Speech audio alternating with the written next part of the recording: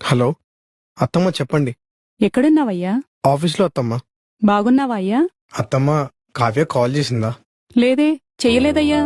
మరి మీరొక్కరి నన్ను బాగున్నావంటుంటే నేను నిన్నొక్కడే అడిగానయ్యా. కావ్యని అడగలేదు. కావ్యాని అత్తారింటికి పంపించుంటే అడిగేదాన్నేమోనయ్యా. తన సొంతింటికే కదా పంపించాం. అలా కాదత్తమ్మ, నేనేదో చిన్న గొడవ జరిగింది. ఏం జరిగిందని నేను అడిగానా అయ్యా? దేవుడికి పెట్టిన పూలు వాడిపోతే దేవుణ్ణి అడుగుతామా? అత్తమ్మ అది మీ ఇద్దరి తప్పులు 100 అందులో 90 నా కూతురువే ఉంటాయి. దాని గురించి నాకు తెలీదా? నీ బిడ్డే అనుకుని దగ్గరికి తీసుకో అయ్యా. దూరం పెట్టి మాకు దగ్గర చెయ్యకు.